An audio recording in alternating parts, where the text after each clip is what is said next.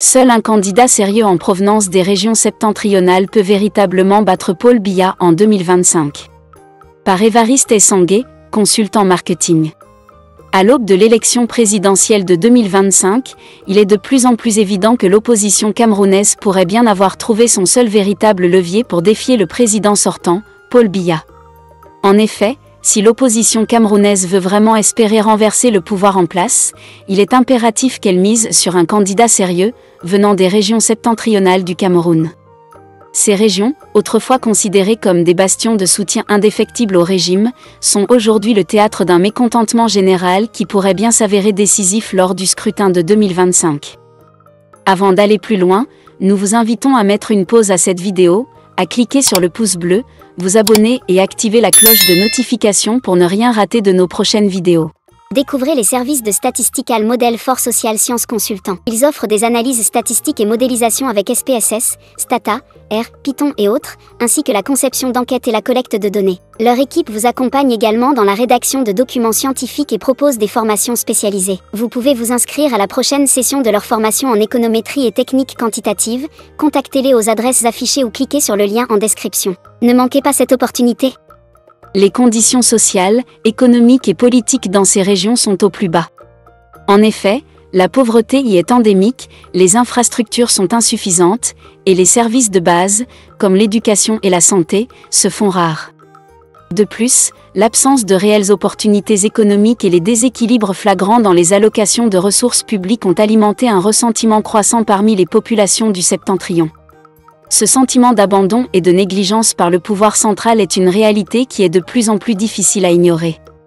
Dans ce contexte, un candidat originaire de ces régions pourrait non seulement gagner la confiance des populations locales, mais également rassembler une masse importante d'électeurs qui, frustrés par des décennies de négligence, pourraient être prêts à soutenir un visage familier qui incarne enfin l'espoir d'un changement.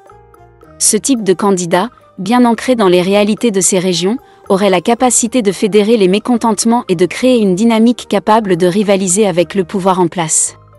Ce n'est un secret pour personne que le septentrion camerounais constitue un vivier électoral stratégique pour Paul Biya.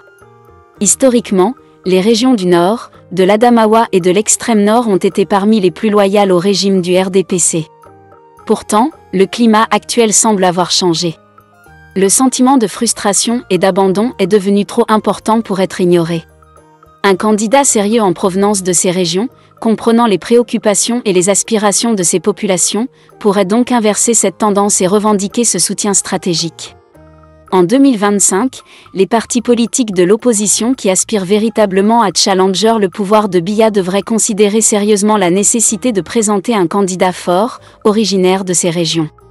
Cela leur offrirait non seulement une large base électorale mais aussi un réel moyen de renverser l'équilibre des forces en présence. Un candidat venant de ces régions serait en mesure de capter l'attention et de rallier les populations du septentrion, dont les voix pourraient peser lourd dans la balance. En effet, un tel candidat serait perçu comme authentique et crédible par ses compatriotes de la région, qui sont en quête de solutions à leurs problèmes quotidiens. L'idée qu'un des leurs, un candidat qui connaît leur réalité et leurs souffrances, puisse enfin se présenter comme alternative au régime pourrait permettre une rupture avec les habitudes électorales passées. Les partis politiques sérieux qui envisagent de challenger Biya ne devraient donc pas ignorer cette dynamique. En investissant dans un leader charismatique et crédible venant des régions septentrionales, ils maximisent leurs chances de créer une réelle alternative. Le pouvoir du président Biya, bien qu'en place depuis des décennies, pourrait bien être mis à mal par cette nouvelle donne. En 2025, il se pourrait bien que l'avenir politique du Cameroun ne se joue pas uniquement à Yaoundé ou Douala, mais dans les régions abandonnées de l'extrême nord, du nord et de l'Adamawa, où un candidat légitime et porteur de nouvelles promesses pourrait bien déjouer les pronostics et se poser en véritable challenger. Découvrez les services de Statistical Model for Social Science Consultant. Ils offrent des analyses statistiques et modélisation avec SPSS, Stata, R, Python et autres, ainsi que la conception d'enquêtes et la collecte de données. Leur équipe vous accompagne également dans la rédaction de documents scientifiques et propose des formations spécialisées. Vous pouvez vous inscrire à la prochaine session de leur formation en économétrie et techniques quantitatives. Contactez-les aux adresses affichées ou cliquez sur le lien en description. Ne manquez pas cette opportunité.